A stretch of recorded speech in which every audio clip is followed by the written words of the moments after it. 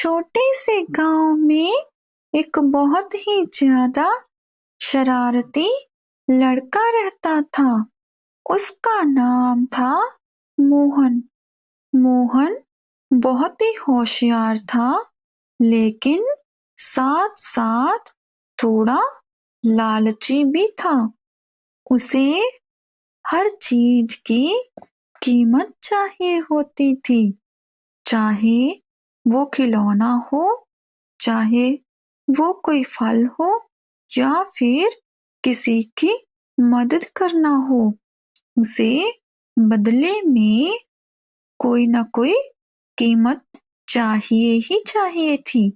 एक दिन दोपहर की तेज धूप में मोहन खेतों की तरफ जा रहा था। सूरज की किरणें मानो आग बरसा रही हो। जमीन इतनी गर्म थी कि नंगे पैर चलना बहुत ही मुश्किल हो रहा था। और तभी उसे एक बड़ा सा पेड़ दिखाई दिया, जो बहुत ही घना, ठंडा और बहुत ही आरामदायक था। मोहन तुरंत उस पेड़ की छाया में जाकर बैठ गया।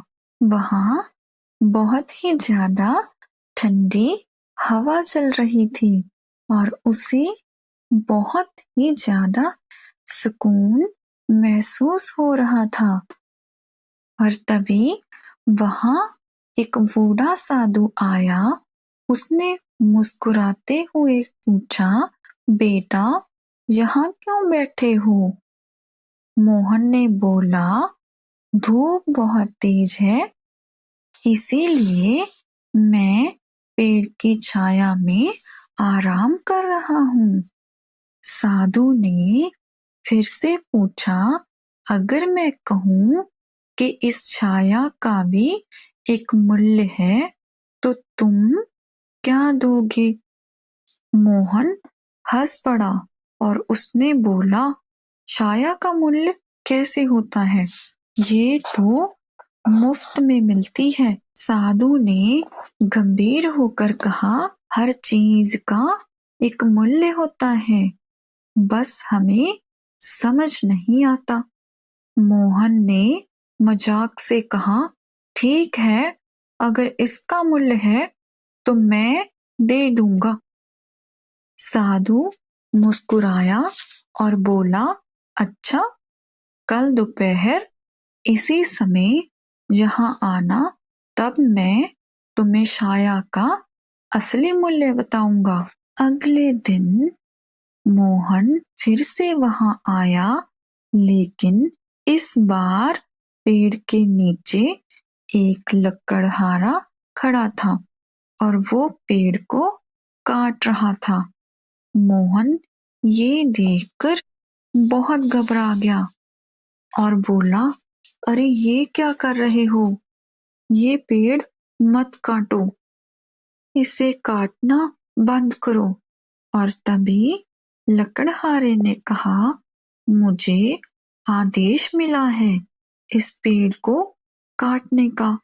मोहन ये सुनकर वहां से भाग गया और वो भागते हुए साधु के पास आया और कहा, बाबा, पेड़ कट जाएगा तो छाया कहाँ मिलेगी? कृपया इसे बचा लो। उस लकड़हारे से कहो इस पेड़ को ना काटे। साधु ने उसकी बात सुनी और बहुत ही ज्यादा शांत स्वर में कहा, तुमने कहा था कि छाया का मूल्य दोगे, अब बताओ क्या दोगे? ये सुनकर मोहन की आंखों में आंसू आ गए। उसने कहा, मैं अपनी सारी बचत दे दूंगा, बस इस पेड़ को मत काटने दो। मुझे समझ आ गया है कि छाया कितनी कीमती है।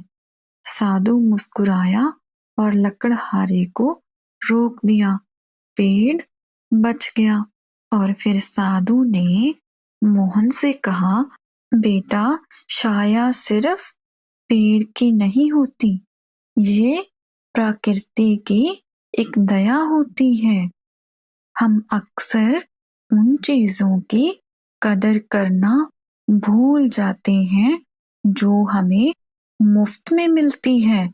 और उस दिन के बाद मोहन पूरी तरह से बदल गया। उसने बहुत सारे पेड़ लगाए और दूसरों की मदद भी की, और उसने फिर कभी भी प्रकृति की चीजों को हल्के में नहीं लिया, क्योंकि वो समझ गया था कि जो चीजें हमें मुफ्त में मिलती है, जैसे छाया, हवा, पानी, उनका असली मूल्य सबसे ज्यादा होता है, और उन्हें संभालना और उनका सम्मान करना हमारी प्रथम जिम्मेदारी है।